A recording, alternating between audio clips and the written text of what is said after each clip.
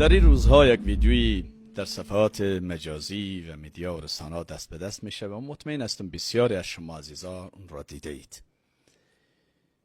ازدواج یک مرد مسن یا به اصطلاح 60-70 ساله با یک دختر تقریبا ممکن شاید بین 14 و 15 الی 16 ساله.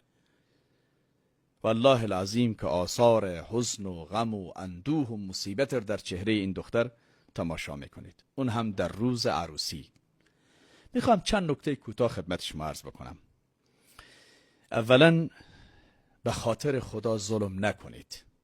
ظلم این نیست که شما یک شلاق بگیرید به فرق یک کسی بکوبید. آ جناب حاجی صاحبی که پول داری، آ جناب مولوی صاحبی که علم داری، آ جناب بزرگواری که قدرت داری یا در اجتماع جایگاهی داری، نکنید. به خاطر خدا ظلم نکنید.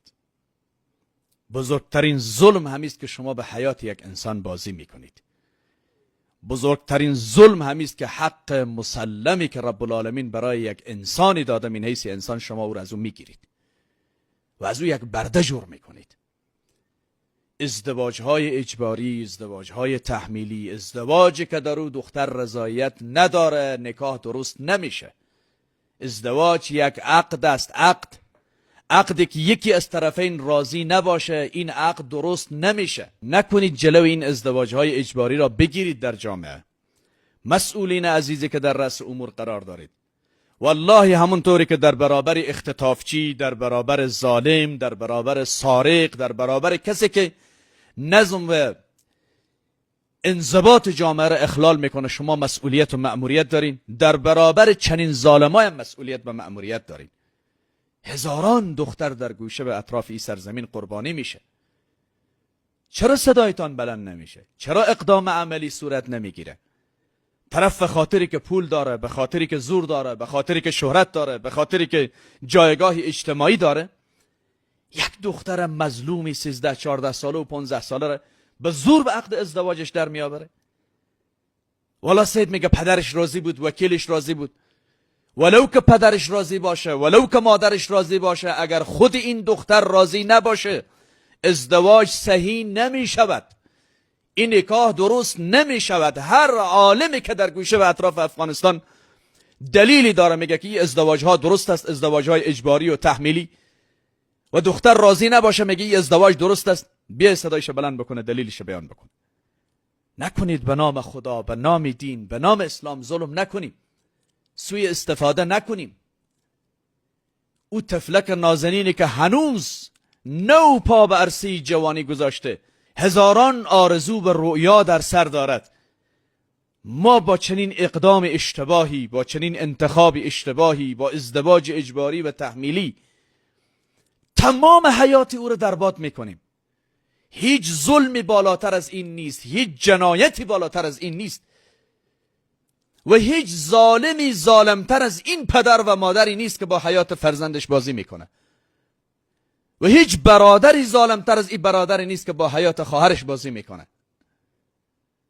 چرا میگویید عقدی نکاح، عقدی ازدواج؟ ازدواج یک عقد است. والله العظیم که خداوند از فوق آسمان ها برای پیامبرش آیات نازل میکنه که ای پیامبر، تو هم که پیامبر هستی، عظیمترین انسان هستی، شایسته ترین انسان هستی، با اخلاق ترین انسان روی زمین هستی، به همسرانت بگو اگر نمیخواهن با تو زندگی بکنن، راضی نیستن از این زندگی با تو، راهشان باز است. این زندگی تحمیلی نیست، اجباری نیست. چه فرقی است بین این ظالمی که با حیات یک طفل 16-17 ساله بازی میکند و با او کسی که با یک مرمی یک طفل 16-17 ساله را میزند؟ او که همون لحظه درد و رنج احساس کرده از دنیا رفته، تمام شد، ولی ای که یک عمر باید در این آتش بسوزد و تو پدر نگاه بکنی و تو مادر نگاه بکنی و تو برادر نگاه بکنی که خواهر دخترت فرزند جگرگوشه در آتش و در تندور میسوزه. والا سید مجبور بودیم و عرف ما چنین است و سید از مجبوری این کار کردیم و دخترک والی صلاحیت داره که دختر خور به هر کسی که دوست داره بده. هرگز اسلام چنین صلاحیتی نداده برای والی که از صلاحیت های سوی استفاده بکنه. پیامبر که پیامبر است از دخترش وقتی او را به ازدواج میدن مشوره میخواه، نظر میخواه که دختر عزیزم راضی هستی یا نیستی. دختری نزد رسول الله میاد میگه یا رسول الله من راضی نیستم به این عقد، پدر میخواه مرا به زور به برادرزادهش به عقد برادرزادهش در بیاورد.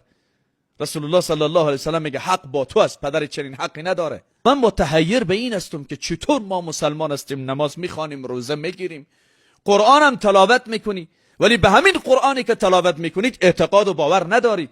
همین قرآن میگه همسران پیامبرم حتی مجبور نیستن با پیامبر زندگی بکنن.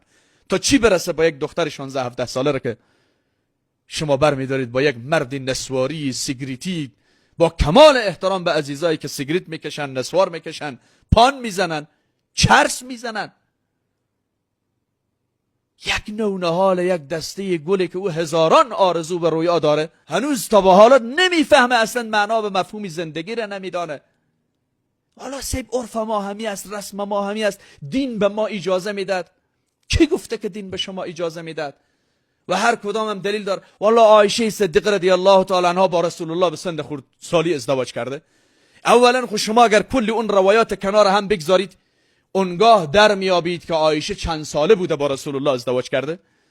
و ثانیاً همین عایشه اگر عیانا فرض مثال به حرف شما خورد بوده که الله تبارک و تعالی آیات نازل میکنه، ای عایشه، ای حفصه، ای همسران پیامبر، اگر دوست دارین با پیامبر زندگی کنین، ندارین راه باز است، هیچ کسی حق نداره به سر شما تحمیل بکنه. اگر راضی نمی بود با رسول الله صلی الله علیه و سلم، ازدواجش علیاذ بالله به تعبیر شما اجباری می بود یا به خردسالی صورت می گرفت، که عایشه دیگه نمی نشست بعد از نزول این آیت در خانه رسول الله. یا ایها النبی، ای پیامبر، قل لازواجک، بگو برای همسرانت، بگو برای عایشه رضی الله تعالی عنها، حفصه رضی الله تعالی عنها، ام سلمه رضی الله تعالی عنها، بگو برای همسرانت، این کنتن تردن الحیات الدنیا و زینتها فتعالین امتعکن و اسرحکن سراحا جمیلا. راه برای شما باز است، تو مجبور نیستی آغوشی که دوست نداری در آغوش بخوابی. و بعد از نزول این آیت پیامبر به همسرانش میگه که این حکم خداوند است، من همی هستم، زندگی من همیست، امکانات من همیست که شما میبینید. اگر دوست دارید با من زندگی بکنید به خدمتشون، اگر نمیخواهید با من زندگی را ادامه بدهید، برید با فامیل هایتان مشورت کنید، راه باز است، شما مجبور نیستین. تو یک اعلان امروز در افغانستان بدی برای 24 ساعت یا 48 ساعت، بگویید نظر به حکم خداوند، نظر به نص صریح قرآن، هیچ زنی مجبور نیست ازدواج تحمیلی رو تحمل بکنه، ازدواج اجباری رو تحمل بکنه. کسانی که نمیخوان با شوهرانشان زندگی بکنن آزادن از نظر حکم خدا و رسول. و تو باز ببین که چی اتفاقی در این جامعه میفته. نمیتون مجرد میمانید در و در و خاک به سر سرگردان. چرا؟ چون بسیاری از این ازدواج ها مصلحتی، والا سیب مصلحت ایجاب میکنه ما می کار انجام بدیم. ازدواج های اجباری است، تحمیلی است، پدر و مادر پایش به یک کفش کرده، دخترکیم اگر همینجا رو قبول داری خب نداری عاقد میکنم. والله هرگز عاقد درست نیست در جایی که حق با دختریت است، در جایی که حق با پسریت است، در جایی که دین برش حق داده، همون دینی که این جایگاه پدری و مادری رو برای تو داده، همون دین این صلاحیت به حق رو برای فرزندت داده. کدام دینی دیگه نبوده، کدام خدای دیگر نبوده. نفرین بر عرف و عنعنات و رسم و رواجی که در تخلف با دین خدا قرار داشته باشه. نفرین بر کسانی که به نام عرف و عنعنات دین خدا را خدشه‌دار میسازن. کل زندگی یک انسان در باد و برباد میکنین. یک عمر او باید والا بسوس و بساز دختریم، آبرو داریم، ما عزت داریم. به خدا اگر تو آبرو به عزت میداشتی چنین اشتباهی رو نمی کردی. اگر تو آبرو به عزت می داشتی، کاش در کنار آبرو به عزتت انسانیت هم می داشتین، رحم و شفقت هم می داشتین، مهربانی هم می داشتین، حداقل به حق فرزند و جگرگوشی خودتان ظلم نمی کردین. من بار بار گفتم، من قاضی زاده ای که به میلیون ها انسان من صحبت میکنم، اگر امروز همسرم تصمیم بگیره بگه که من نمیخوام با تو ادامه زندگی بدم، والله لازم دم می کمره حاضر میشم بگم همسر عزیزم تا این لحظه که با هم زندگی کردیم خوب، سر از این لحظه که نمیخوای، بسم الله، اجباری نیست، اکراهی نیست، تو مجبور نیستی با من بسوزی و بسازی. مگر همون خدایی که گفته ازدواج همون خدا نگفته طلاق؟ یک حکم خدا را برای خود مایه فخر میدانین، دستاویز جور میکنین، والله الله گفته ازدواج، و یک حکم دیگر خدا را برای خود مایه ننگ و شرمساری میدانین. والله طلاق ننگ است، طلاق چنین است. دختران رسول الله طلاق شد ننگ نبود، زنان صحابه طلاق شد ننگ نبود، برای ما و تو که رسید ننگ است؟ اصلا بیننگی و بیغیرتی اون است که تو یک عمری با اختلاف و نزاع و کش و جنجال و دعوا زندگی میکنی، تو با حیات انسان بازی میکنی، مرتکب ظلم میشوی، مرتکب پایمال کردن حقوق جانبین میشوین. بیننگی این است. پایان تلخ به مراتب بهتر است از یک تلخی بی پایان. چند روز مردم به جامعه برید حرف میزنن بس ساکت میشون، حداقل از این رنج که خلاص میشوید.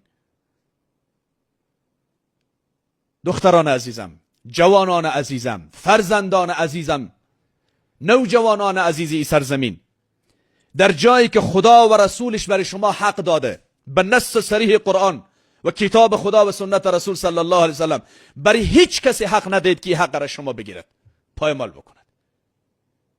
به نام عرف و عنعنات و رسم و رواج و قوم و فلان و آبرو و عزت و بزرگواری اجازه ندهید برای کسی. این حق شماست. حق گرفته میشه، داده نمیشود. و من خواهشم از بزرگانی که در رأس قرار دارن این است که چنین ازدواج‌های پیگرد قانونی قرار بدهید، اجازه ندهید و حیات این دسته های گل بازی بشود. و منظور و مقصد من تنها یک ویدیویی نیست، ویدیوی خاصی که فقط در فلان صفحه و فلان صفحه نشر شده یا در میدیا و صفحات دست به دست میشه. و هدف این است که ما شاهدی هزاران ازدواج اجباری و تحمیلی در جامعه خود هستیم در گوشه به اطراف افغانستان. شماهایی که همین برنامه را میبینید، به صحبت میشنوید، در بین قومتان، فامیلتان، محیط و منطقهتان، اقربایتان، خویشاوندانتان چند نمونه از این ازدواج ها شاهد بودید. طفلکای عزیزی به سن بسیار پایین کو هنوز معنا و مفهوم زندگی رو به معنای واقعی نمیفهمه و اصلا نمیدانه شوهرداری یعنی چی، ازدواج یعنی چی. از فامیل من گرفته تا دیگران متاسفانه با این مصیبت و با این جنجال گرفتار ما. حالا اگر عیانا یک دختر راضی هست که خب راضی هست، اما اونهایی که راضی نیستند به زور اونها را به عقد نکاح در می آورید که در روز عروسی که باید او لبخند داشته باشه، در روز عروسی که باید او شادی داشته باشه، خوشحالی داشته باشه، سرور و شادمانی داشته باشه و بهترین روز زندگی و خاطر سازترین روز زندگیش باشه، در اون روز او آثار حزن و غم و اندوه بر چهره‌اش باشه. کجای این منطق است؟ کجای این دین است؟ موفق و مؤید باشید.